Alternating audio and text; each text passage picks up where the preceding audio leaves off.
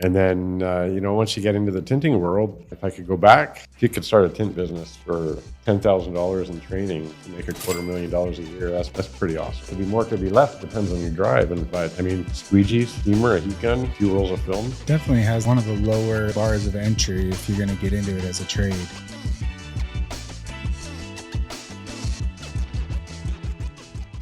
What's up, everybody? Welcome to the Born to Tint podcast with the Mother Brothers. I'm Ricky, and I'm glad to be here with my big brother, Josh. How's it going, everybody? Today we have a very special guest, Craig Pengelly from Craig's Car Care out of Canada. Guy's a killer. He makes the finals all the time at WFCT. We've known him for 10 years now. Had a great conversation, history in the business, talked about the competition a little bit. Check it out. I did work you saw me working at the booth one year at the competition 3 years ago. So I became a distributor. So I gave them 6 months and I couldn't do it. I don't know. When you can take a 3 foot by 5 foot piece of film and make $250 on any given day, it's just, I don't know. The money is in installing. No, I 100% agree. I've always thought about maybe the other side of the coin at some point just to see it and be exposed to it, but it was okay. However, it was COVID that really did me in. Has this started yet? Mm-hmm. So COVID changed people. If you don't deal with the general public, you don't really understand in what way it changed people. So there's a little while there I thought, oh, you know what, this is crazy. Maybe it's me. Maybe I'm the one with the problem. So anyways, I just felt, you know what, I need to step back, left my son to kind of deal with my customers. And so getting into the office setting part with Matico, it was good. There was, you got your salary, you got your pension, you got, a fuel card, fuel allowance, gas card, and quarterly bonuses. Sounds all great. But for my situation, I was stuck in a lease at my shop. Still had my mortgage, so I relied on a certain amount I needed to clear in a month. So, financially it wasn't working out. But for the ease of it, it was okay. It was nice. Still got to travel. Still got to go to the shows and do the booths and stuff. So that was good. But I'm a hands-on guy. I like to install. That's the part that I have hard times coming to grip with now, taking more of the business side of our business and knowing that's where we have to invest is not being able to install, because I do enjoy installing. Installing's fun. And when it does come down to it, you go into a square footage of a job, exactly what you're making when it comes down to it when you install that square footage. And when you get, I guess, real fast and you get, still keeping your quality and doing all that, you realize wow, I can really make a good amount of money when it comes down to it. I've told my wife this before too, is I know I could, if I stepped away from the company, I could go subcontract and I could find the work. If I throw my name into the hat, I know the work's out there. It's just, are you okay with me disappearing for multiple days and then coming back for a little bit and disappearing again? Because when the work's there, you go get the work. That's what you got to do. And I was I can make more than I'm making right now, but for how long can I do it? At that rate, I don't know, maybe a good amount of time if I, keep going after it. But at the same time, are you okay with me being away? And then let alone for me, it's right now my son's 5 years old. I even this past 6 to 7 weeks where I had WFR, went and competed and I was in Tennessee, came back for a week and a half. And that was a 5-6 day stay too, from getting out there that's a decently long show. Then coming back, was only here for about 7 to 8 days. And then from there, WFCT, back out in Florida, same thing. We got to leave a day earlier to make sure we make it to the rules meeting. And got back from that. And then I had I think 2 weeks. And then I went to Panorama, had its convention down in Texas. So it was Tennessee, Florida, Texas. And it's I kind of got exposed to that. And then even after that, I had 2 or 3 weeks. And then I had family come into town. We went to the Raiders Chiefs game, and then after that, we'd already made a whole plans to drive out to California to take the kids to Disneyland for Halloween. So it's Now that I'm back and I know I don't have to travel anymore for the rest of the year, I'm like, oh, thank God. Like, relax. Like maybe in my early 20s, if I didn't have a wife, I didn't have a kid, that I have no doubt in my mind, I would have probably went out and explored and at least subcontracted some jobs here and there and just check it out. Because anytime I get to go to the city, I get to make a good amount of money just because it's like, here's the job, get it done. When you're done, then I'm in the city. Like that does seem like that'd be fun. Yeah. But Good. You guys got a lot longer season than we have. I don't know. There's hot summer days that I mean, that's the thing is I'm a boater and I like to travel by boat places, and in the good weather, that's when tinting's at its peak. Yeah. And we're only, I don't know, we have pretty long winters. And if we don't get a lot of snow, we just get a lot of rain and cold. We're not Alberta, but we're still, I don't know, when it's piss and rain, it's tinting's not really on a lot of people's brains. Oh, definitely not. Thankfully for us, even when it does get cold here for our cold, like, so what, middle of the night, maybe like 38. I mean, our real cold in the middle of the night, 28 degrees is where we get down to. Mm-hmm. But like during the day, it's still sunny. And when it's sunny, like you can be inside your house. You still feel, if you want your house to heat up, but you can still feel the burn when it comes down to it. Like, so tint, it's out of season to a point, but then security film just kind of picks up in the winter anyway. Yeah. And then you get to the beginning of the year and then it starts warming up and it's like, oh, it's coming. Yeah. And then the floodgates open. It's exactly the same with me. My security film is way busier in the winter months. Automotive, I don't know. Automotive is a passion for me. The commercial and residential, I don't do that much residential. The commercial that's where the money's at. Oh, yeah. So I don't want to stop doing cars because I do enjoy it. Some cars I don't, but most of the time it's just a passion. I'll never stop doing it. No, I get that. For me, it's older cars. Yeah. You give me an old muscle car or old truck or something like that. It's just a fun project. Yeah, they are fun. Yeah, especially when you get them when you get it to turn out exactly the way you want to. You get it on there crisp, clean. It's like nice. It's very satisfying. Very. Yeah, and word spreads for the car show industry in our area. It's like the judges these guys are going for trophies for their cars. The judges don't really like aftermarket tint, but if you're doing a light one so it protects their interior, it's a different story. They don't deduct them points.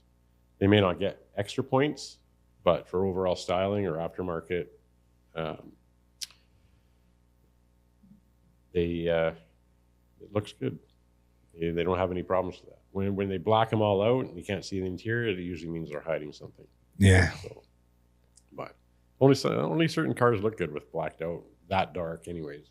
They're murdering out a Camaro or something. I mean, it looks cool, but if you're going to spend 10 grand on a nice roll cage or, wheel tubs in the back, why not show off what you spent your money on? Yeah. Do a nice medium tint all the way around so it looks classy and muscly. Yeah, I feel like the majority of the muscle classic cars out here, typically, if they're going to put anything, they're going to go super light for that same reason. Yeah. They got that car to be seen in it, to have people looking at it and ooh and ah. Yeah. I don't feel like we do a ton of show cars, but we get the occasional. We get an occasional one. We've got a couple of them that they just wanted to strip it down because they just bought it and I want to see my car. And then that's where we'll try to pitch them like, here, we can put something on. You're at least going to get the heat off you, and it's going to help you out. But most of if someone's asking me, a customer's asking me, what would you put on it? Like if I'm looking at their car and the car looks beautiful, I'm like, honestly, I'd put 70 on. Yeah. Like I want it to look exactly how it looks right now. Like you got a beautiful car, the interior is beautiful. Like leave it. Yeah. And then sometimes they'll sway and I want it dark. I'm like, that's fine. To each his own. I get it. Like, they don't want to be seen, or unfortunately they get held down by the old stereotype. Like you have to go dark for heat reduction. It's like, don't have to do that anymore. There's plenty of material out there that can accomplish what you're looking for. You don't want to feel hot, but it's so ingrained that like they have to feel like it has to be dark for it to be heat rejection. It's like, not true, but whatever you want to put on, you tell me, I'll put it on there for you. Yeah, then once it's on, they like it. A lot of them they don't have AC in their cars, so That's the other thing too. Yeah. Is your operation primarily you installing, or do you have other people with you, or? I've had some people work with me. It's me. Okay. So I have some people that help me. I got my son and his friend. They help me on my commercial side, cleaning, prepping, going behind me. Frost jobs, they'll install the frosting and stuff like that. The security film I do all myself. A little more training involved in that part. Yeah. It's a part-time thing with my son working with me now.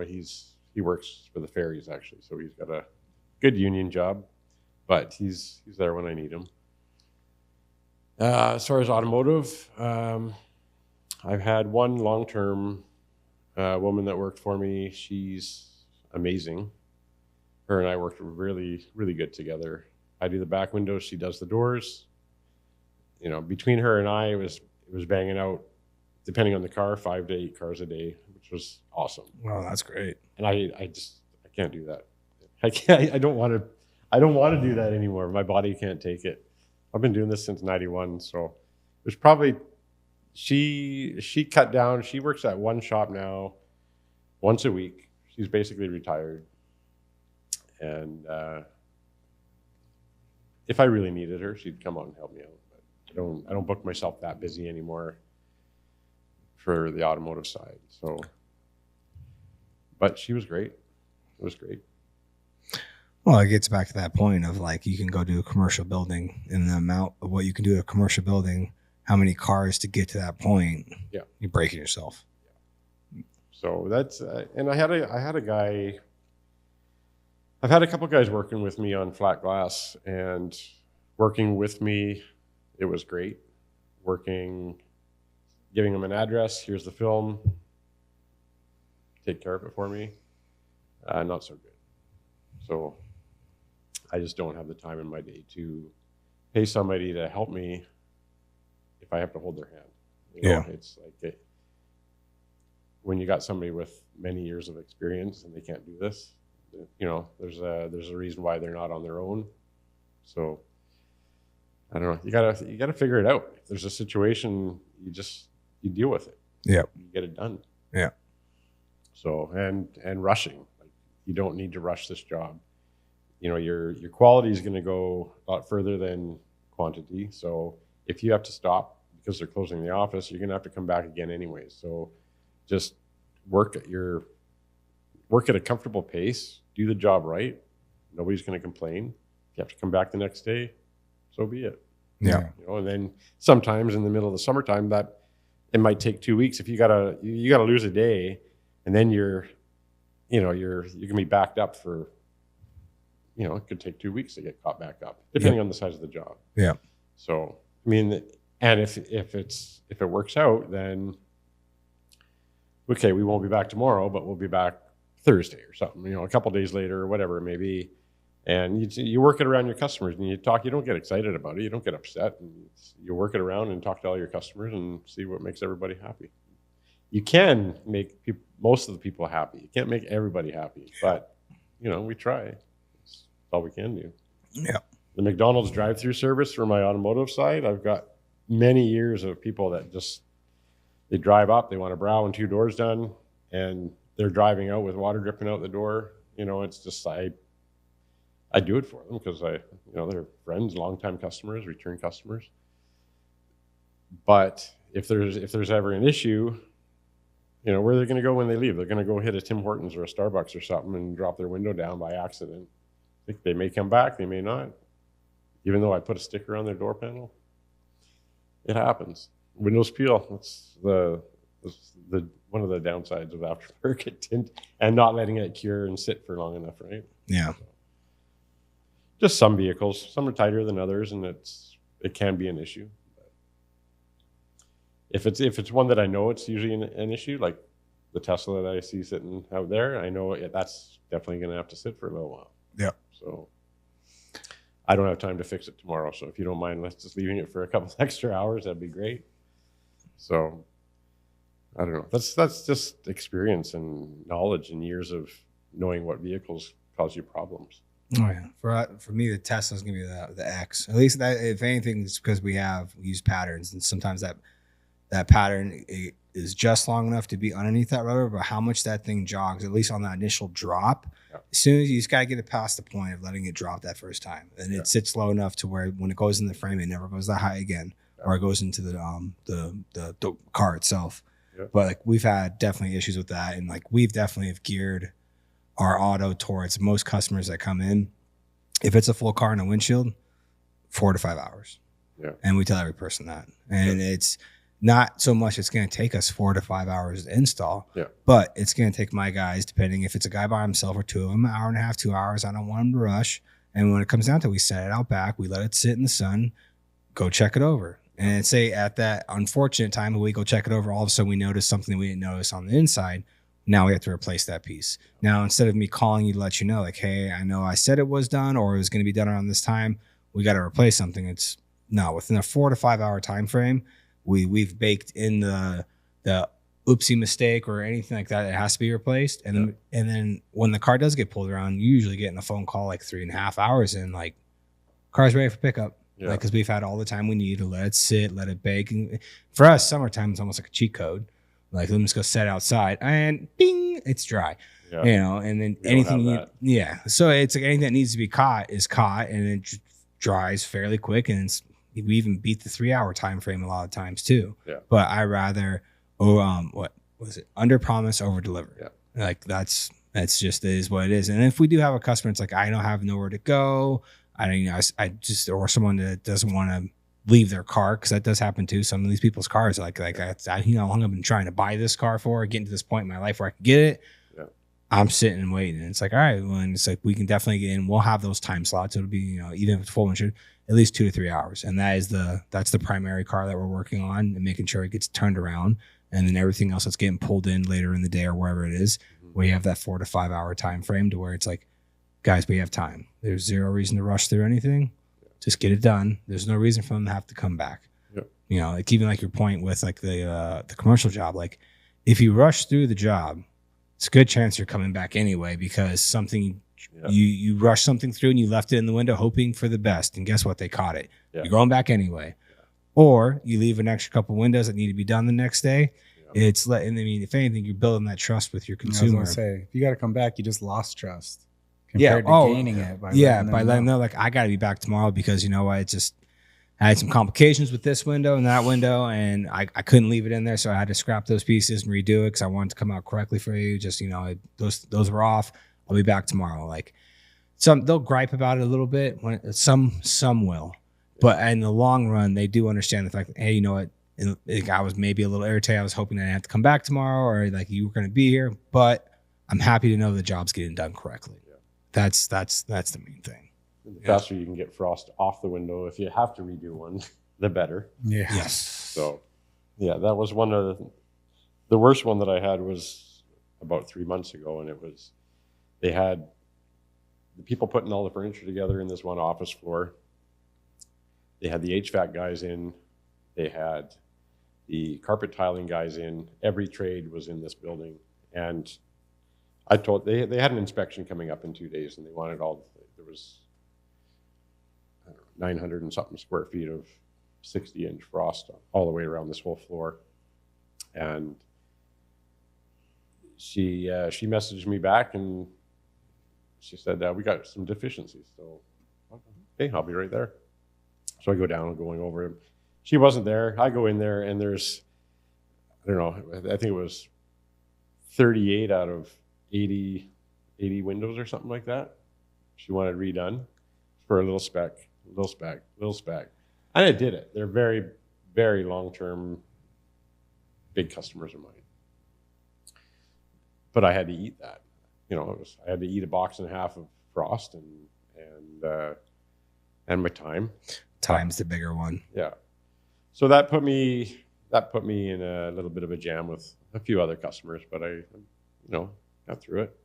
But I wouldn't say actually even with that mistake, it wasn't a mistake. It's like the specs with with everything that was going on, they understood. But I didn't charge them for going back to redo it. Yeah. You know, you may make that up eventually, call it creative billing, or, you know, it's just like a job. If it's an easier job or a harder job, I mean, some people just keep their straight price straight across the board. If there's issues with a job that makes it harder, you know, it might be 50 cents, $1 more a square foot, which is what I mean by creative billing. Yep. So it's not like you're being unfair, but it's also that mishap that wasn't technically my fault because of everything that was going on. You're pressure testing your HVAC system while I'm laying a film on. You're going to pay for it one way or the other. Yeah. I told you before I started the job that it wasn't really, I don't recommend doing this today. I can come tomorrow, I can move things around, I can stay overnight and do it, or I'll come tomorrow night when there's less activity, and it wasn't happening. So anyways, it happened. So, but they're good customers and you want to keep them happy. Oh. So I still made money on it. I didn't lose. Yeah. Didn't make very much, but I didn't lose. So that was important. Oh yeah. And then the fact, like you're saying, that long-term customer, like eventually they'll keep feeding you work, and they also recognize that you take care of them like that, to where it's, I highly doubt they're ever thinking like, let's go find somebody else. Yeah. And it actually wasn't the company I was installing it for. It was the people that were moving into the building that were, you know, they just spent $3 million on this like a full floor on a high rise downtown. And, you know, they're spending millions. So they're going to be fussy. Yeah. And I mean, they were fussy right from the floor to redoing the whole ceiling because they didn't like the access hatches in the ceiling. So it was a nightmare job for everybody. Yeah. Right? So you get through it. You get some like that, and some are easy. But I mean, I do take pride in my work, and I don't. The specs that they saw are specs that you wouldn't even see while it's still wet. It's like once it dries. This is the difference between doing like the polyester frost and a vinyl frost. Which vinyl frost you can usually get the white out of, you know, a little speck here or there. Yeah. Especially when you got silicone butt joints. And if you got a good guy that did silicone, life is good. You know, you get a hack in there and it's all squished out the sides, and then so that's the thing where this is what most of the issue was, is cleaning the windows, and you get the silicone, like a little speck of silicone, you can't get the white out of it. No. Right? Yeah, it's too thick. It won't stick. Yeah. Right. So that's where it started with me, was the crappy silicone and the activity in the area. So, but anyways, like, is it obvious that job hurt a little bit? Well, if anything, I'd say it's the taking off 38 windows of frost. That sucked. That's I was not happy about that. Yeah, the adhesive is on there almost immediately. Yeah. So, you guys got it good with the temperature out there, because me pulling a car out, when I pull a car out and I'm done, it's actually better to put a heater in the car and leave it inside the shop, as opposed to, it doesn't dry any faster. Yeah. So, or just, you know, leave the car running for crank the heat and find out, are they parking inside or outside at night? But how hot does it even get out there in the summer for you guys? Not including the heat wave there a couple years ago, I would say we probably max at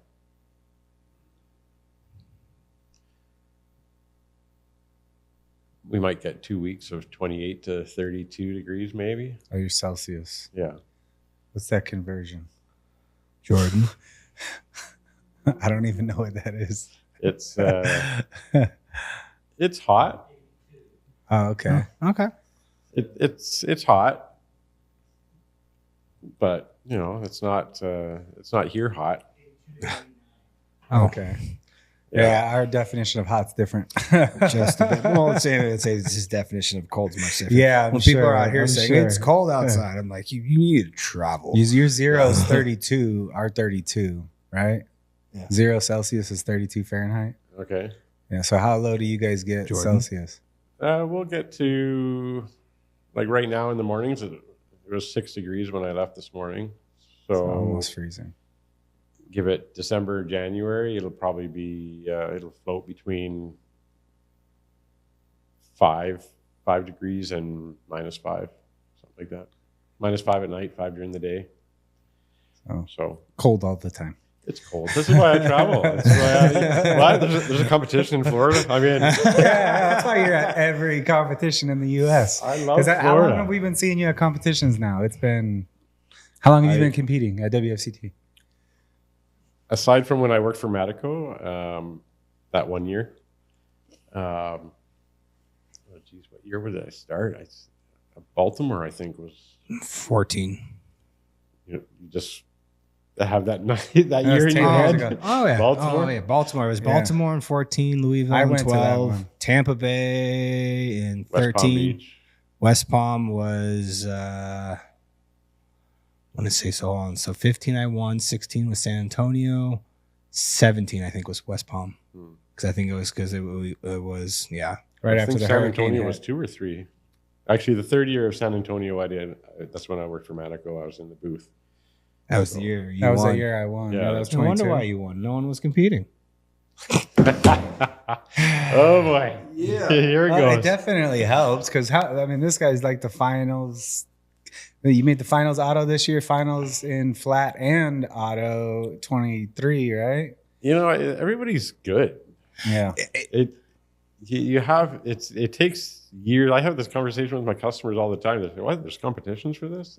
Yeah. Stereo shops have stereo sound offs and stuff, and I can hear the blade on the when I'm competing against somebody across from me at the Canadian competitions. I can hear they're nervous because they know I've got I don't know. I think 11 first places or something in the Canadian one. It's not anything like the competition we have or like your guys' big events. Ours is small, but when you've been in first place, you make the people nervous. So I'm not gonna say I don't get nervous. My knee has a little wiggle to it, but my hand stays straight. Oh, absolutely. I still get shaky. Oh, I still get shaky. Everyone always asks that too. Like, when does that go away? I'm like, it doesn't. And if it's gone away, you should probably stop competing. Yeah. There's something missing there. Like, it never goes away. Like, I'll have my first adrenaline rush hit. Like, even when we go to WFCT, like, I always want to compete almost in auto first. Or do something first before technically I get to flat sometimes, because as soon as you compete once, and that's what I enjoyed about doing all 3 competitions. Like, all of a sudden, when I would grab paint protection first, I'm like, perfect. Yeah. Like, it's the one I kind of want to get out of the way, and then I get that first run through, that first initial jolt, and then I'm nice. And then beyond that, it's less, but it's still there. Yeah. It never goes away. I mean, even like this year, like heading into the finals, the coolest thing about the finals in flat this year was going to pick up the film and then finding out right then. It's like, all right, so you're on this side. You're going to do the top window inside A. I'm like, what was it? What do you mean side A? Because it was like in the rules meeting, they didn't mention anything about it, which I absolutely love the fact that they threw that at us right at the last second. I was like, how much time? Like, same amount of time, 25 minutes. I'm like, okay, so now I got to do the window I did in 15 minutes, which I still almost kind of barely finished. Yeah. And now I got to do the top window in 10 minutes when it comes down to it. Yeah. Awesome. Yeah. Let's have some fun. Let's go. It's funny. I heard that and was like, oh, this is all Ricky because he's fast. So I was like, that's an edge to him. Even when they shortened down the first round the previous year, I was like, damn it. Because I'm not as fast as him. And I knew that was like an edge for him. It's like they shorten it, make the time faster. Like, he can move fast. Yeah. And like, he definitely moves faster than I do. So when I heard that they did that to you guys, I was like, oh, this is actually an edge to Ricky. Like, because you're fast, dude. No, it's planning. You did good. Yeah, it's planning. Like, when I saw the people start off at the bottom on the 3x5, I was like, you can't. Why? Get all the water dripping down. Well, and then beyond that, like, that top one, yes, it's smaller, but it has different cuts to it. Like, that's the one I want to devote most time to, because if I have to rush through any window, I want to rush through the bigger window and the one I just got a rep in at least. The day prior, the day before that prior. Like, I've already ran through that. I know my process on that. Like, the top one, I had my process, and like leading up to that morning too, like I knew how I was going to do that top window, because from the previous year, the one thing I didn't do where I got stupidly lucky was when I went to seal out my top edge in the previous year, I was trying to get my hard card with the paper towel underneath the seal to clear it. And like, I got it. And as I was pushing it through, I could see the dust building up on the towel. I'm like, if my tint bumps up at all, I'm screwed. It's going to dump all this dirt into it. And it didn't. And I was like, when we had 25 minutes to that one window, I'm like, I wish I would have pulled the rubbers and actually cleaned everything and then put it back and then did it, which I was always against that until I hit that problem, hit that issue. And I was like, these windows haven't been installed in for over a year. Yeah. Like this, if you're gonna give me 25 minutes to do this one top window, yes, I'll take the time to do that. It's plenty of time to do that. And when all of a sudden he was like, yep, both windows. I'm like, well, the entire game plan I've been thinking about all morning when I went and worked out and like how I was going to structure everything is now completely out the window. Yeah. All right. And the good thing was obviously everyone was finding out at the exact same time. That's so right. It was like everyone got that curveball. And like I could see people like trying to eye like the top window and the width. And it's like I pulled out my pattern. I saw a couple of the guys. I was like, hey, man, here you go. Measure it. I was like, I'm going to go use it, but you can measure it right now if you want to. This is the exact measurements, man. Like this is, you're not going to guess this. Here you go. Yeah. And it's, I think a couple of people saw it too and they came over to, do you mind? I'm like, no, I don't care. Like, go for it. Like it's, you know. It's fun. Oh. I love it. Oh, it's as much as I do say, like, if it's going to be my last time or not, which he won't let this last one be my last time because he's like, there's no way you're going to stop and not give me one. Me this year. He has to compete against me at least one more time. Nothing wrong with a three-peat. Well, technically the shop's got the three-peat going because I won 22, he won 23, 24, right. Which is pretty cool. So there you go. But I want one more chance to beat him. And it'll be all new window systems too. So that'd be cool. I'm looking forward to that because that's the one, obviously a huge edge I have on everyone in that competition is on that bottom window. I've done it at least 8 times, if I'm not mistaken. And actually, technically more than that. When you count the finals, it's more than. Yeah, because they've done that a couple of times, but they've had us do both windows. So it's like I've done that window numerous times. I know the process really well. I'm really comfortable with it. And then even that top window too. Like every time I've been in the finals, if I make the finals, usually it's I've won. I haven't took second or third, and I haven't not podiumed when it comes to the finals and flat. So it's like I technically at this point absolutely do have an unfair advantage because I've had the most reps on that window out of anyone who makes the finals if I make the finals with them. Yeah. So I'm looking forward to the new systems. I know from what I've heard at least is that it's still going to be rubber seal, still won't be able to pull it, but they're trying to make it some awkward shapes. I know one thing I heard is they were going to try and make it a sunburst or half moon window, but to I guess fabricate that window, the price tag came back and WFCT was like, yeah, that's not happening. I think I was gonna say I've never even seen a commercial. It was gonna be like $160,000 to make 10 frames. Wow. And yeah, that budget don't exist in the competition. They're like, yeah, you might want to try something different. So I imagine they're gonna do something like what WFR did this year, diamond shaped window, do something strange in that way. I mean, that can easily be pulled off. Are you trying to worry me? No. Well, that's the only reason we had you come on here is just so we can get in your head for next competition, right? Well, the other thing is that they should do is I don't think they should have the window siliconed in because when it's siliconed in, the pressure is completely gone. So now that rubber is super loose, and now I can tuck the rubber, tint my window, pop my rubber back out, like. That was where I went wrong at WFR is they had this pretty much same setup, but the window was being held in by 2 sets of rubbers. Yeah. So there was a lot more pressure there. So trying to tuck my rubber, which I was able to, trying to untuck it was the goddamn problem. Mm-hmm. And then as I was untucking it, I was rubbing my card against the window and it ended up with like a 2-foot long scratch on the left side where like as I'm wiping my window, I already wasn't happy with the window. And then I saw that and I was like, and I'm out. Like there's zero reason to think that I'm going to move any further. And then like I ended up going back to my window 65 and I was like, that shit stings. You know, it's like. If there's a clean job and you got one, if you pick up a piece of whatever, aluminum or whatever from the frame, you're not going to lose a full point. Maybe you'll probably lose a half point or something or however they do that. But yeah. And like you were saying, everybody there is so good on any given day. You just have to have the right day. And people act different and work different when they're under pressure. And, you might see a job that you're like, why is this guy even here? It's like, well, he's nervous. Probably had nervous. A lot of people watching him. Yep. I don't know. That last round I was in, the show was shut down. There's nobody in there. It was just doing your thing. I barely got any pictures of myself of, any of my family or any of the other Matico people were in there even able to take pictures or whatever. So, I mean, it was cool, whatever. It was quiet. But that was my 2022 when I won. That was the only year I've competed that I didn't have the shakes, and I just felt somehow I was able to get myself comfortable and just tint like I was just tinting a window on any given day. Yeah. And at the first round, that's how I felt. And then the final, that was the year that they gave me the wrong film. 3M gave me the wrong film, tinted the window, and somebody noticed that it wasn't silver and it was dual reflective. Oh. And I looked at the box for the first round and saw that it was silver. So when I went to get the box for the second round, I didn't even look.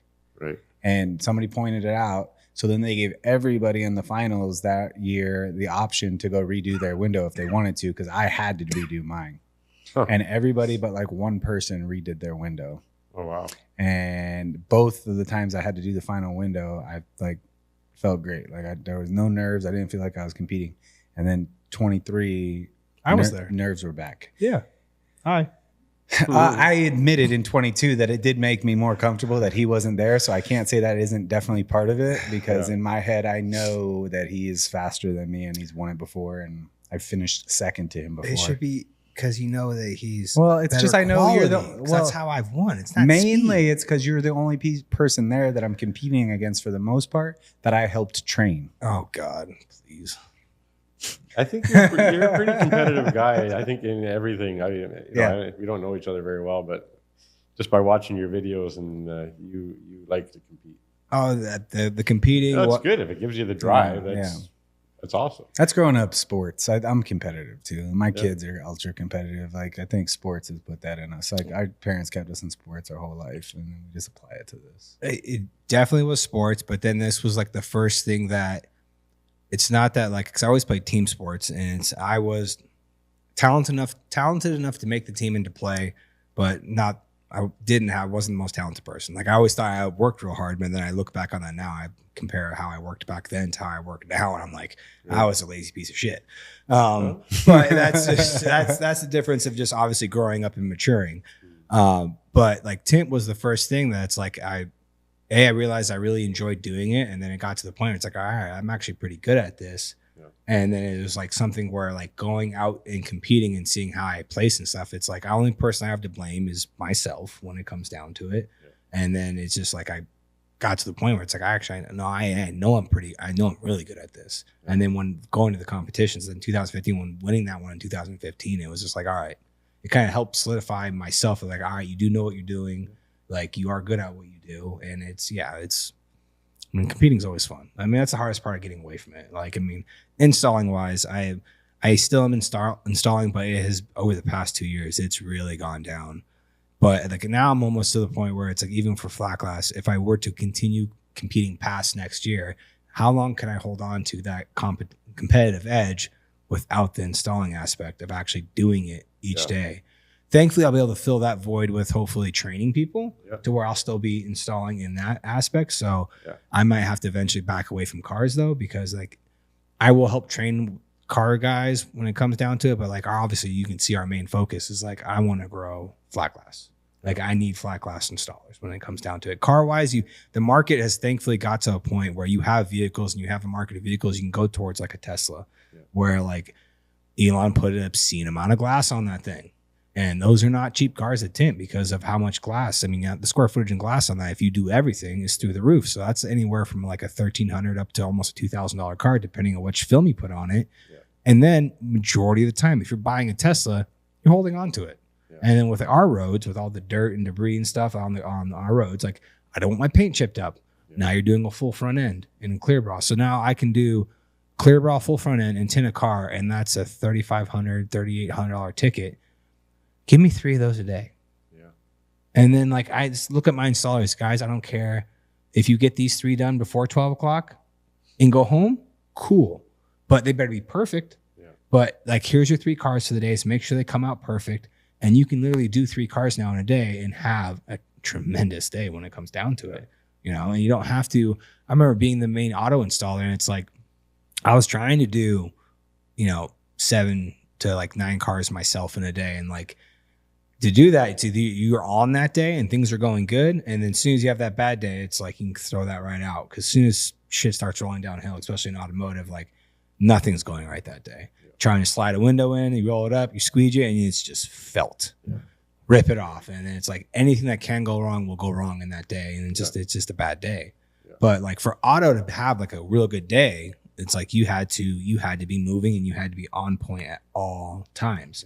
Like to be able to just do 3 cars in a day, I can only just having 3 cars as an installer. If I could just do that full front end, tint that entire car, like commission hour wise, that was a great day. Like I just tagged a technical almost like 20+ hour day on a single vehicle, and just leave me alone. Let me work on my car for the whole day, and I'll make sure it comes out perfect. That's all I care about. Not dealing with customers, I got to run over here, I got to go do a measurement over there, and no, I get it. It's key. Yeah, the business side of things is always there. So being you've been standalone pretty much with a little bit of help since the early 90s, or did you start off at someone else's shop, or what was your journey into having your own thing and settling down? Because I really like the story of people that are still small and installing and providing like a really good lifestyle for themselves and not having to grow. Because a lot of times we're talking about trying to grow and train people, but I know there's a ton of people in this industry that are small operations, that it might be 1-2 people, and they live the life that they want to live, and especially different areas, demographics. Like it's cold where you're at, it's not the same market as it is here, but I know there's places like that all over the world, and there's people that are in that boat. How did you get to that point where it's like, I'm comfortable doing what I'm doing, So where I started off, I started in 91. I opened a detail shop, and within the first 6 months, I had so many people asking me if I tinted windows. And in Vancouver, there was probably three or four people that were doing tinting, 2 that were worth talking about. That was the hard car days, right? Early 90s. Berettas, T-Birds, Cavaliers. Installers don't understand now. Yeah, they have a lot more electronics to kind of deal with, and also very temperamental interior. So like I understand that, but especially the early days of shrinking too. Like the amount of shrinking techniques that existed back then compared to now, it's night and day. Yeah. So a family friend knew how to tint, and so he was looking for a job. So I hired him. He was moving from Vancouver to Toronto after 6 months. So I'm not going to mention any names, but he's a good guy. So my thought, I'd be heating up the glass sometimes if he needed a hand or whatever. He'd be pushing something out on the inside. I'd warm it up on the outside. I didn't know what he was doing. I was just doing what I was told. So anyways, I said to myself when he left, I was looking for a couple other installers, couldn't find anybody. So I thought, you know what, if this guy can do this high, I can do it straight. So, and he couldn't do it. He wouldn't tint without smoking a joint first. So why can't I do that without being high? I didn't smoke weed. So I had a good 6 months to a year of struggles. Had a couple local guys that would give me some tips here and there. We still talk to this day. It's all good. And then I kept the detailing going and the tinting. And after the 10-year mark, I kind of dropped the detailing and went full. I was kind of more full into the tinting anyways. But so one of my customers was a limo guy, and strangely enough, most of the limos we get were tinted here, somewhere around here, with baked on tint, and pulling panels and stuff was always fun. Anyways, this guy also owned a White Spot restaurant, which is like a family restaurant, a chain. So he asked me if I'd tint his restaurant for him. That was my first commercial job, and it was horrible, but it wasn't. I don't know. It was just new. And it went well. And then I started to see how the money is so much better. And it went very well. I was actually using Solar Guard back then. And so it was good. So the one person that sells Solar Guard in Vancouver, they also do installs. So I started doing all their cars for them as well. So I didn't work for them. They subbed it to me. And so back then it was basically I'm building up, I'm doing all these cars. They owe me this much. We do some swap for some tint. That stopped after a while because I didn't need that much tint because they owed me more money. So I needed the money more than I did the film. But I'm getting off track here. Anyways, so from that, getting out of the detailing, just kept going with the tinting, and just got busier and busier, and then there's a lot of tinters in Vancouver now, and where they all learn it, I don't know, but the market's kind of gone downhill as far as pricing goes. I'm hoping that's going to change. You know, maybe I think I got another 10 years in me for doing automotive for a business. But I'm trying to move into the States a little bit, not this far. There's a section of the States that there's not much action, and I'd like to change that. So it's closer to my area. Yeah. And my kids are old enough now. I don't have to, you know, how you're stuck doing your traveling and you're missing out on your family time. Yep. I don't have to miss out on my family time. They can even come with me, or it's basically within a 5-6 hour drive of where I live. So if I can work at where that place can run itself, and I only have to go back for a week, or I'll go back a couple times a week just to check up on stuff, possibly be a distributor. That's kind of a goal. So, and I like to set myself up so when I'm not installing, then I'm still making money. Yeah. So, but there's a big area there where it's got some options. No installers, limited shops. Yep. Yeah. And it's nice. We'll talk about that later. Have you been dabbling with social media at all, or? Because with your experience and everything, like you putting yourself out there on there, I think would be a really good way to curb the price action of people trying to go like undercut pricing and stuff. Because I'm sure you have really strong referral and repeat customers. That's the problem, is the repeat customers that, you know, they're good and they're loyal, but they're loyal because you're giving them buddy prices, you know, and I mean, it's not everybody. Yeah. But if you've been coming to me for 15 years and this is my 30th vehicle with you or something, and I've done your sisters and your brothers and your girlfriends and whatever, you know, I'm gonna take care of you. Yeah. It's just like you. That's what I do with my commercial jobs too. I mean, if I've been working with you for 15, 20 years, you're gonna get a better deal than the guy that just called me up yesterday and I don't have a relationship with. Yeah. You know, and a lot of these guys, if you're gonna offer your customer, because I subcontract to a lot of people, and if you're gonna, like wrap shops and stuff like that, if you're gonna offer tinting as a service, don't make me wait to get paid for you to get paid. I have my terms with you. Yeah. My terms aren't your terms with your customer. Yeah. So this is what the biggest thing that, I mean, for a small business, positive cash flow, when it's coming in all the time, you can get that stock. You can always have,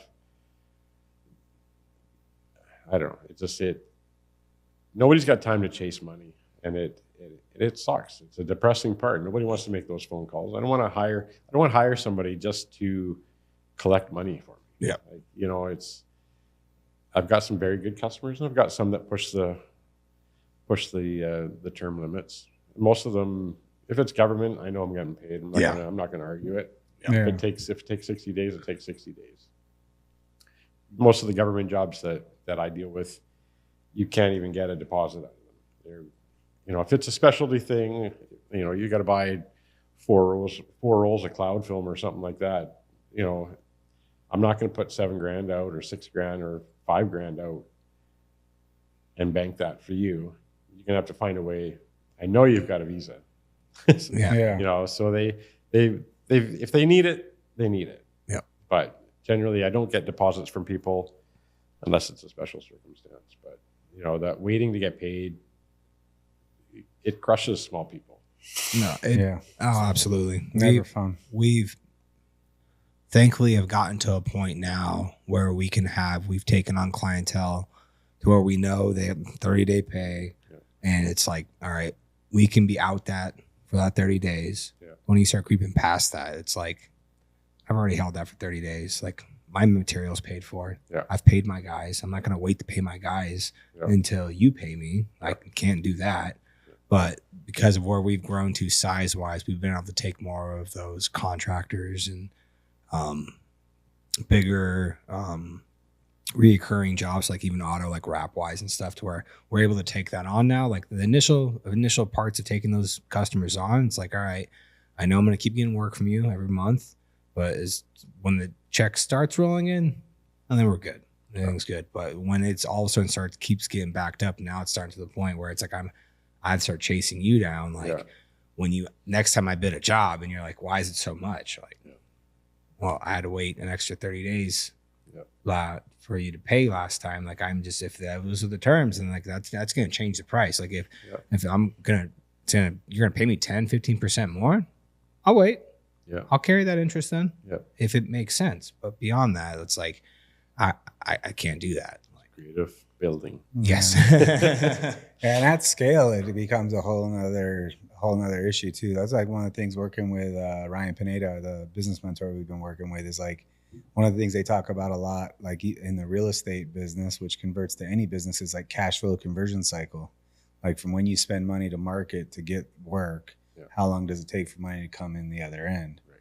And sometimes if that cycle, because of 60-day, 90-day net, is that's, you know, that's a long time to be sitting to wait for money that you could be taking to invest in getting the next batch of customers. Where how do you shorten that down? Yeah, that's where, like, even for retail customers now, we would have them pay when we're done. Now we're trying to get everybody to pay as soon as they approve, like fully, not even just a deposit. Yeah, like pay now. Yeah. We're gonna come install it in 2 days, 3 days, whatever. Yeah. But if that money's back in the account, you're just that much more comfortable with continuing to spend money on marketing, materials, all that stuff. Yeah. But at a certain scale, you kind of have to look at that stuff. And then what's crazy is on the smaller operation, it's even more important, right? Because you don't have the bigger budget to be playing around with. Yeah, you're sitting on having to carry thousands of dollars in material. Yeah, that could be a giant problem. It can be, for sure. I had an argument with, not really an argument. It was stern, but it wasn't bad. But it's a sales rep for one company, and I was going on 90 days waiting to get paid. I had to say, because he was calling me on another job, and I said, look, we need to take care of this past job. I can't speed up that process. It's a big company, but nonetheless, it's I had to say, you've been paid 6 times since I did that last job. I haven't been paid for the job that I paid for the film on, you know, and it was under $5,000, but still, it's you got 5 customers like that. That's a lot of money. Oh, absolutely. And I'd say that's the only depressing thing about being self-employed, that, or I guess any business, is really having the cash flow coming in on time makes everything run so much smoother. Yep. And I don't like the pressure of people giving deposits. Then I feel like I'm forced to get it done faster for them if they prepaid, unless it's special film or whatever that's extra. Some of that material is pretty expensive. So, you know, I don't want to eat that for whatever reason, but it's I'd just rather get paid right away when I'm done the job. I give people 30 days. If it's a new account, I want it in 7 days. You know, I don't think that's unrealistic. Oh, absolutely not. And the dealerships around me, my shop was right in like dealership row. You got every manufacturer of automaker around there, and there was 2 that I still do work for. The rest of them, I've kind of dropped them just because they're like, we need it now. We're going to lose the sale if we don't get it tinted. So, well, you know what? I've always offered them, if I can't do it right now, leave it overnight and it'll be done before you open. So I'll either stay late or I'll come in extra early and I'll get it done for you. That's fair. Oh yeah. You know, when I'm a week or 2 weeks booked up, or throw a holiday in there, or I'm not in town, that's the best I can do. Yeah. You want that guy that's just sitting there waiting for a phone call to come in? Why is he not that busy? Probably because he's not great. Maybe he's whatever the reason is. So I've pushed some of them away, which is just a headache that I don't need to deal with. So. No. I don't know. My hair can't go any whiter, so I don't need any more stress in life. No, we're definitely. Yeah, we haven't touched dealerships in forever. Yeah. Just for that same reason. Yeah, they want it done now. They don't want to pay for 60+ days sometimes, and I know what you're charging. Yeah. And when that car gets bought, you're paid. Like, if you're gonna feed us that much work, I get it. I've got no problem going on terms, but like, don't miss those terms. Like, we've had a few clients where it's because of the POs having to be refilled and all that stuff. Like, all of a sudden it's like a delay, or they change programs or something internally within their company. It's like, all right, we're approaching almost 60 days now. Like, and I understand you just gave me like 20+ cars, and it's not like I'm charging cheap for these cars either, because we have to go to their facility and it was prices range the way it's arranged. But like, at this point, it's like, I'll finish this set, but I'm letting you know now, if you have more come in, we got to get this handled over. Yeah. And it's like, thankfully with this one client, every time I've only had to do like once or twice. Every time I've done that, all of a sudden, like 2 days later, PO's refreshed. I'm like, oh, that's nice. quick. Like, it's like, I don't want to have to press that button, but it gets to a certain date where it's like, I have to. Yeah. Like, we're doing 20+ cars. At one point we did like 80 something cars for Tint. And it's like, I got that done for you in a week. That's the week you needed. And we had to do it after hours. Like, I got it done. And you're about to give me another 20 vehicles I have to wrap now. That's awesome. I appreciate it. Like, the account's amazing. Yeah. But I've already bought all that material. I've already paid all my guys. Yeah. I've paid for the sales and everything. Like, it's now getting to a point where I have to say something. And it sucks getting to that point. But thankfully with them, it's always been like, oh, my bad. It's just almost like an oversight. It's just, they're just so big that they realize it, and every person I've ever talked to about it, like, nope, got it. I'll get it taken care of. And it's just like the right person to have to call. And then all of a sudden, shot right through. It's like, thank you. That would have been nice 30 days prior, but it is what it is. I'm operating a business when it comes down to it. This is one of those things. When I do train people, I try to, I'm changing the subject a little bit off the dealership talk, but with the training and that, I've trained some people, and if I could do anything different, if I knew, so in 91 when I started off with a $10,000 loan, a $10,000 line of credit, a $30,000 loan to open a detail shop. So it was nice. I had a hoist, I had my shampooer, I had my sump in the ground, I had all this great stuff, and it was fantastic. I was excited, I was stoked. I wasn't a college guy, I didn't go to college. I took a college course for a small business, but that was it. And then, once you get into the tinting world, it's like, if I could go back and I could learn a trade, even for whatever, if you could start a tint business for $10,000 in training to make $250,000 a year, that's pretty awesome. Yes. And it doesn't have to be $250,000. It could be more, it could be less. It depends on your drive and what aspect you want to go at it. If it's commercial or automotive or how big you want to grow it. But I mean, squeegees, a steamer, a heat gun, a few rolls of film. Yeah, it definitely has one of the lower like bars of entry if you're going to get into it as a trade. Yeah. For equipment needed, for sure. Yeah. Like, hands down. So the training price for like $1,800 for 3 days, that's like 10 years ago. You know, I think, again, we should talk about this more later as well. I don't want to conflict pricing or whatever you guys charge out here for training. We're not even there yet. I mean, we know what some other people are charging for auto academies and stuff right now, and it's like $3,000 or $4,000 for 3 or 4 days. So there's somebody that comes into town like twice a year. I don't want to mention names because I can't remember and I don't know that much about them. So in all fairness, I don't know. They come in for, I think it's even a 1-day program or a 2-day program. And I mean, it gets their fingers wet, but they're, you know, I think it would be more beneficial if you did a 5-day, charge a little bit more, tell people this is what you got to do. There's so much to learn. If you're doing flat glass and automotive, spend a few extra bucks and you've got yourself a business. And if you've got any connections in the construction world, you can get some tinting jobs somewhere. Yeah. Whether it be, doesn't even have to be tinting. It can be the protective film to stop the concrete from sticking to the glass or whatever. It could be like the Nito tape stuff. Somebody's putting all that blue shit on the buildings, you know, that freshly built buildings that they don't want the glass all getting scratched. But it's not really tinting, but I mean, a lot of it looks pretty good. Some of it's done on the ground before the glass goes in, but somebody's installing it. You'll still get to know how to squeegee. So there's lots that people can do if you got connections or people everybody knows somebody at a dealership. You can get your foot in the door, or somebody's got a crappy car that doesn't really need tint, but you know, hey, can I practice on your car? And here's a $200 roll of film. Go whatever, 50-foot roll or whatever. Have at her. Go have fun. Yeah, that's why for us the big target for this is people that already know how to do auto.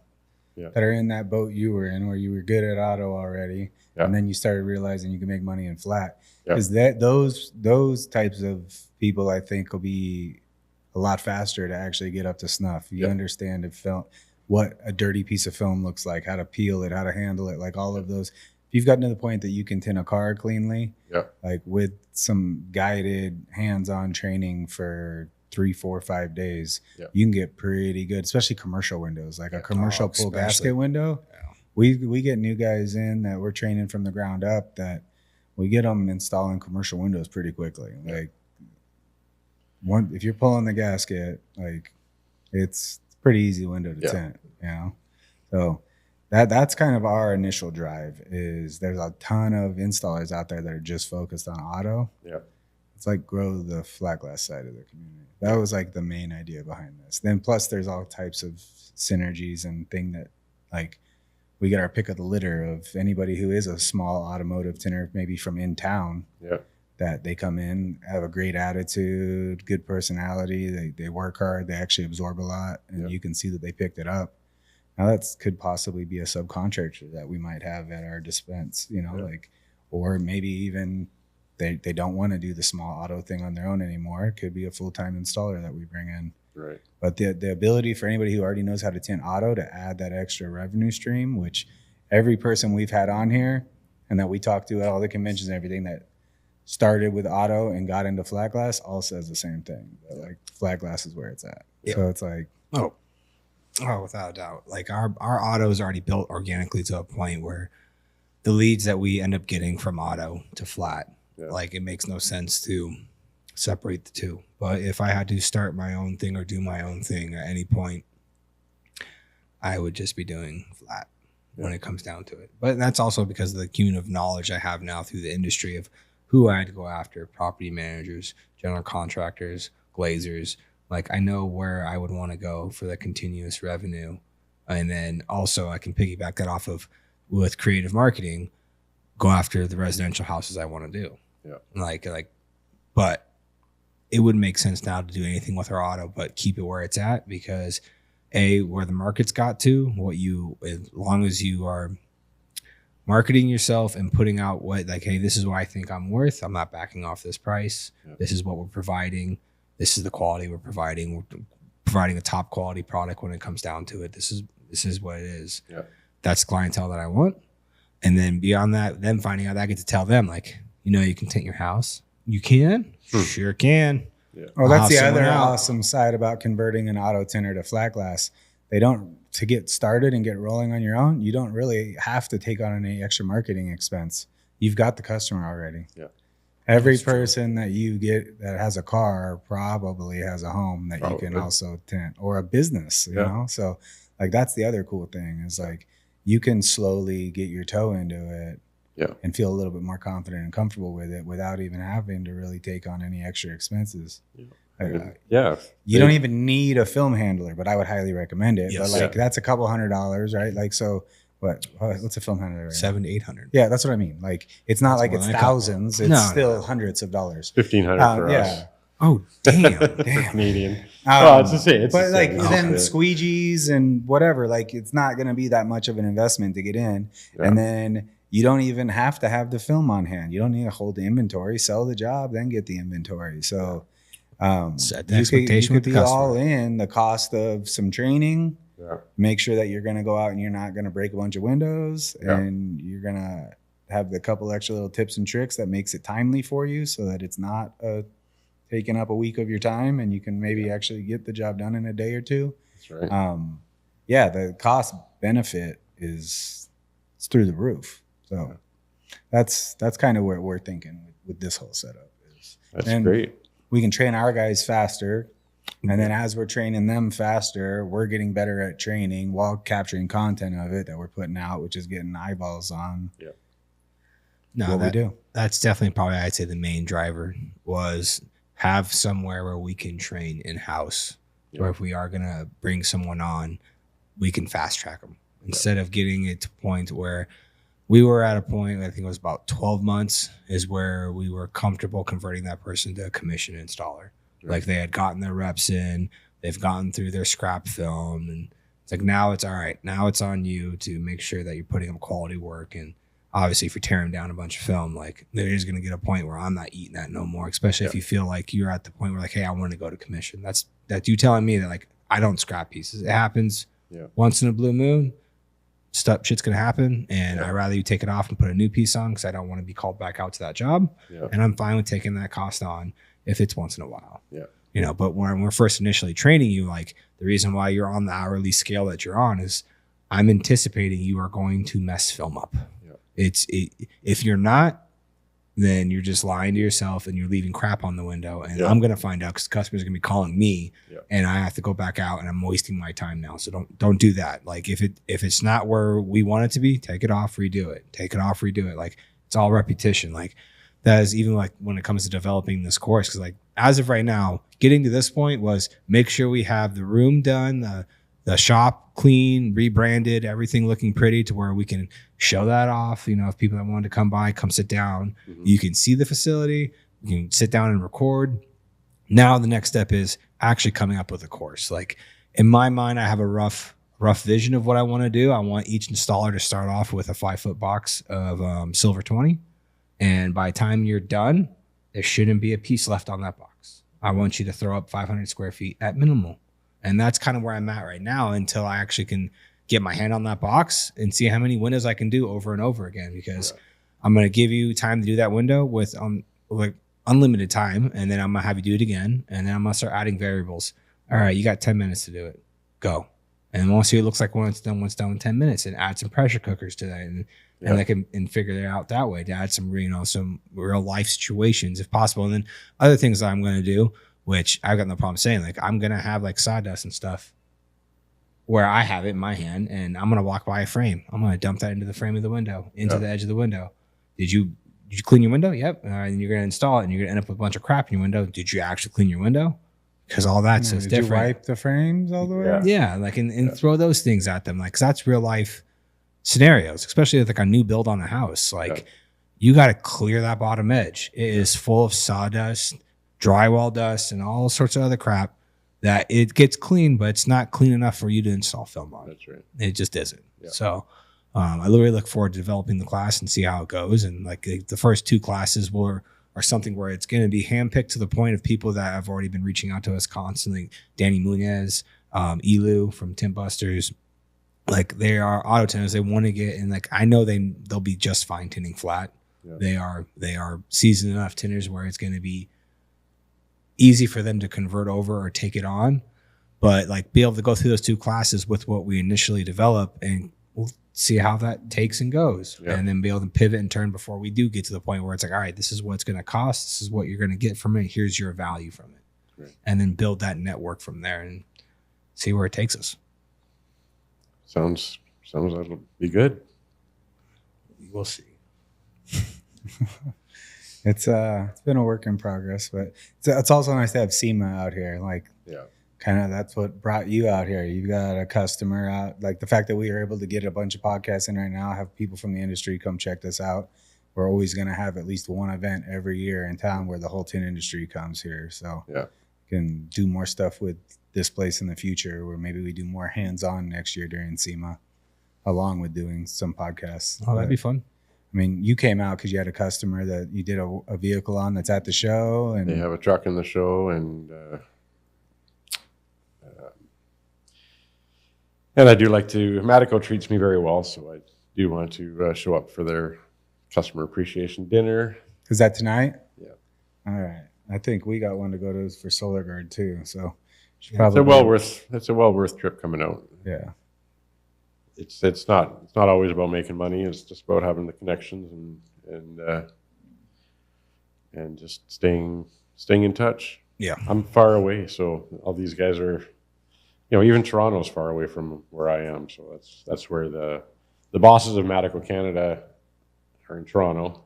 We have an office in Richmond and Vancouver, but the U.S. side, and they're all great people. They've treated me very well over the years, and I appreciate that. Loyalty, stick with them, and they take care of you. Totally understand that. So, we've been with Solar Guard since the 80s. Yeah. That's one of the first films our dad started using. So that's where we're going tonight, is to theirs. So they're trying to get mom and dad to go. And if you're not going, then mom can go. Yeah. Oh, I'm dragging her with. I'm about to call her as soon as we're done here. Let's go pick my kid up. All right. Well, I think that wraps it up. Thank you for coming out here, man. No problem. I really appreciate having you. I want to do it again. Yeah, for sure. Yeah. And we're definitely going to have you down to be a trainer if you would take that opportunity. Because we want to bring at least one person in, or at least try to bring one person every time we run a class when we get up and going. Yeah. Only because I've said it numerous times, like how me and him install are completely different, and we were trained by the same damn person. Yeah. But it's always good having another perspective of a high-end installer come in, and where learning or seeing them do something. I mean, that's why I love the tin offs. I see you guys install them, like, what did you just do there? And then I'll go ask the question. And that's one thing you definitely need to do if you are new to the industry. Don't be afraid to approach somebody and ask them questions. For the most part, I feel like our industry has finally opened up. It definitely was not like that to begin with. It was definitely, at least in America, it was definitely very cutthroat. Don't want to share secrets, thinking that someone's going to steal a job from you and stuff like that. And very, on the installer side, very egocentric of like seeing somebody do something a different way or with a different tool is like, oh, that's not the way to do it. You need to do it the way I do it. Yeah. Instead of being curious and being like, why did you do that? Yeah. Like, because there might be a really good explanation where it changes the way you even think about installing that type of window. 100%. Which has definitely been the takeaway I've taken from the tin off is I see people do stuff a different way than I do it. And it's like, why did you do that? And sometimes it's been like an answer that I didn't expect. It's like, okay, that actually makes sense. I'm going to try that. And I've definitely pulled tons of tips and tricks away from what other people are doing. You never stop learning. No, that's another common thing that I've heard from every person that we've talked to that's a high level installer, has made the finals. Like, that's a common thing I keep hearing. Like, so I feel like if you get to the point that you feel like you've mastered it, there's a problem. Yeah, there's a big problem. There's a problem. The really tall guy that plays top 3, Chris Peterson? Caleb Skillett? The really tall guy? Yeah. Chris is much shorter, but an absolute killer when it comes to auto. Right. So when I was watching him, I've only been in the flat glass competition part. I can't remember if it was 2 or 3 years. I think 2 years. The stress that he was going through, running from here to there to get here on time, that's why I never did. I only stuck with automotive because it was my thing. Going from one competition to the other, and I can do both. It's not a problem. It's just being focused on what I have to do And I would rather, okay, the prize money for auto was better. Yep. So I'm going for auto. That's all I want. You know, so, and it just, when you're going to go into something stressed out, chances are it's not going to work out. Yep. You know, so if the times all work out really good, then you're more relaxed. But it's, you know, I don't have a problem with the window frames that they had. I think they just need to change the rubbers every year. I think that's my only issue I had with. I think they're more changing them just because of that fact that people that haven't been there competing before kind of are at a disadvantage to someone who's been there 4, 5, 6 years in a row. And let's change it up and make it an even playing field for everybody. From what I understand, that's kind of the reasoning, right? Yeah. And then also I heard grumblings about me having a pattern. What? For the finals window. But it is. Yeah, but I did that the year I won too. Like I literally. Yeah, but I blatantly did it like on the showroom floor this time. I think every other time I've been like out in because we were able to grab our box and kind of go disappear into our own area. Yeah, we basically cut the pattern to where you have a factory top, even though it's slanted. Yeah, right. So you can roll it, set your factory top, and right. So yeah. Which everybody has the ability to do that. Yeah. Well, the thing is knowing the measurements though, because trying to do that with that, because you can pull the height of that and guess it correctly.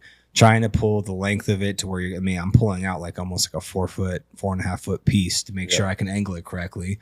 And I chop everything else off. I roll that up and like my patterns are ready. So I made my pattern the night before the finals in my room with the measurement, with the original box of film that they gave me. Yeah. Made it. And then when it was the day of the competition, I was able to roll a piece of film out on drop cloth, angle it on there, and I just cut it loosely by hand. Yeah. Just so it was close. It was still maybe 2-3 inches wide. Yeah. But at least the factory edge was now the top edge. Right. Which to me was just like, I don't know why everybody wasn't doing that. Like it was an option. I know I've said it. I know I've said it out loud. I've talked about how I technically set up my competitions, even when I go in onto the floor. Like I have everything. I set out my sheet to begin with. To drop everything off, I lift up the bottom skirt to where when I'm done, I kick everything underneath the table. I drop this bed sheet in the skirt, and then hold up my done sign. Like you shouldn't be scrambling at the end to do all that stuff because that's gonna make you go crazy. Yeah. Like so, I can only say it so many times. I'll keep competing that same way because I know how efficient. Because I'm trying to save as much time as I possibly can to devote towards the actual install. Yeah, because that's what I'm being graded on. So take the free points where I can get them. Absolutely. All right. With that, you guys know how this works. Follow, subscribe. We appreciate you following along. We're on all platforms. If you haven't subscribed, please subscribe, and we'll see you next time. Thank you. Thank you.